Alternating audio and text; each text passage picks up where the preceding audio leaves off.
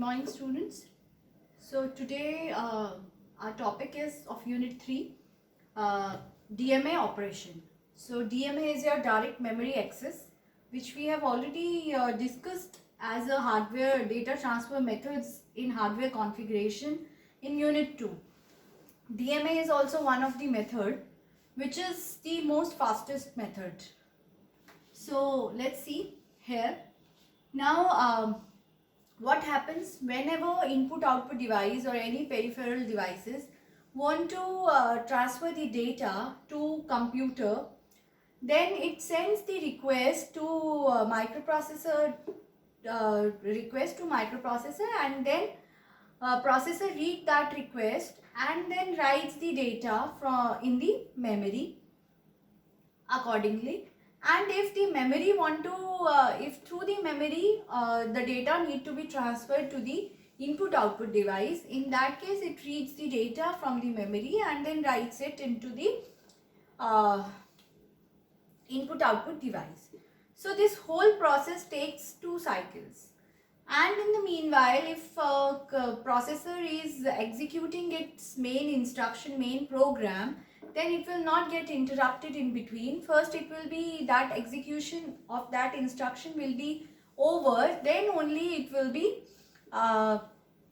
taking care of the data transfer needed by the input output device. Then only it will take care of the hardware interrupt. Okay, so this whole process is slow. Because how it is slow? Because it is the 2 cycle process. That processor firstly read the request, then it writes the data from the memory, and in this way it then acknowledge back, and then the input output device data transfer is done. Then it will be processor will return back to its main program for the execution. So this whole process takes lot of time. It's 2 cycle process. As you can see in this diagram I have drawn. So suppose this is our processor, this is the peripheral device, input output device. Now they will send the request signal to the processor, and processor reads that request signal when it will be executing its main program. So when its main program execution instruction, then one instruction set cycle will be over. Then it will be entertaining this interrupt request. Then once it will acknowledge this request, then it will read the data. It will write the data to the memory at the desired location. So this whole will be two cycle process. One is this, then one is this. So it is 2 cycle process. Okay, 2 cycle process, plus it makes the processor busy in this operation. So otherwise also it will be it makes the processor speed slow, and the whole process will be 2 cycle process. So it is a slow process. Now with the help of the DMA controller, it can be a very fastest process, and it can be completed in a 1 cycle. How? This is the peripheral device, this is the memory. Now peripheral device want to transfer the data to the desired memory location. So with the help of the DMA controller, that is direct memory access controller, it can directly communicate to the it can directly do the data transfer to the memory, or it can be done vice versa. Okay, it can be done vice versa from the memory to the input output device. So it can be done in both the ways, but it is a 1 cycle process. You can see it is 1 cycle process, and it will not interrupt the processor here, which was executing its main program. So then processor will not leave in between its main program, then come to interrupt service routine, then executing those requests, then goes back to its main program. So that is also taking lot of time. So it will not interrupt the processor in between, and the DMA will directly handle the communication between or the data transfer done between the peripheral device to the memory. So it's a 1 cycle process. So that's why this DMA, with the help of the DMA controller, this process becomes faster. this process becomes faster. So let's see how it is being done. It is being done as the peripheral device request DMA transfer by sending DMA request, that is DREQ, to DMA controller. That means if peripheral device want to transfer the data at the memory location in the CPU, then it will directly request DMA controller by DREQ. Now DMA controller sends hold request to microprocessor because processor was executing its main program. So now DMA controller has to take the control of all the data buses from the processor. Then it will send the interrupt signal to the processor. So then it sends the interrupt signal to the processor by hold input, at its hold input. Okay. Now when microprocessor detects the hold signal, if the microprocessor was executing its instruction, so in between it will not going to entertain any interrupt signal. So once its instruction cycle is completed, then it will detect its hold signal. It detects hold signal.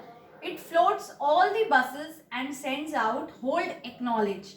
Once it will detect hold signal, then it will perform the desired operation.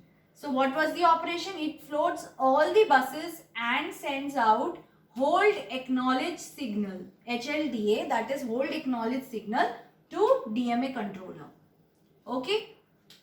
So DMA controller sending the request by HRQ, okay, by sending hold request to microprocessor hold input. Then microprocessor once detect this hold input, then it sends the acknowledge signal to the hold acknowledge signal, HLDA, to the DMA controller by sending the control of all the buses to DMA controller. So once the DMA controller gets all the control of the buses, it generates the necessary signal to disconnect microprocessor from the system bus and connects DMA controller. Now microprocessor is busy in the execution, then it goes back to its main program and it is executing its program. Now the processor will not be disturbed. Now the direct access of the peripheral device, the data transfer from peripheral to the memory location will directly done with the help of the DMA controller, as it has received the control of all the buses from the processor. Now DMA controller gets control of buses and data transfer to peripheral devices will be started. Now DMA controller then sends, once the data transfer is done, it then sends out DMA acknowledge signal to peripheral device.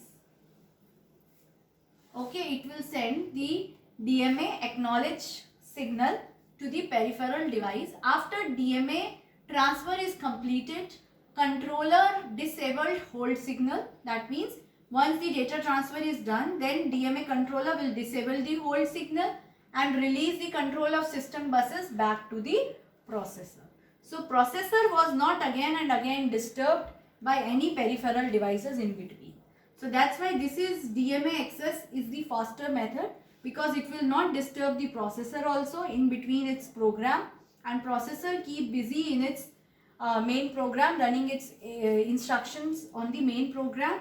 So in the meanwhile, DMA controller takes over the control of all the buses from the processor and helped in the interfacing of the peripheral devices with the memory, whatever the data transfer need to be done. So it will be done faster through the direct memory access, and it is a one cycle process. After it is done, then it will release the hold input signal at the processor and release back the control of all the buses which was given to DMA controller to back to the processor. So in this way the DMA controller basically works, and in this way the data transfer operation is performed in the through the peripheral devices with the from the memory location at the CPU. So in this way the data transfer is being done in a faster way and need not to disturb the processor also, and processor keep running its main execution. It keeps running the main program whatever be the instructions there in the main program, so it keeps running that instruction set, so it will not be disturbed in the meanwhile, right? So in this way, this is the faster process, and this is done for the fastest data transfer. That's why when data transfer is being done in the deck also, then this is supposed to be the fastest method among the all other 3 or 4 methods I discussed at that time. Okay, so this is all about DMA operation. I explained you also with the help of one example and with the commands, that how the step-by-step commands, that how the operation is being performed. I hope this is clear to everyone, that what is the role of DMA controller and why it is needed. Because through the processor, it is a 2-cycle process and slow also, and with the help of the DMA controller, it is the faster process, as it is a 1-cycle process, and DMA directly it directly access the memory, and directly the data transfer can be done very easily without interrupting the processor unit. Okay, I hope this is clear to you now. Okay, in the next lecture we'll start with the next topic. Thank you.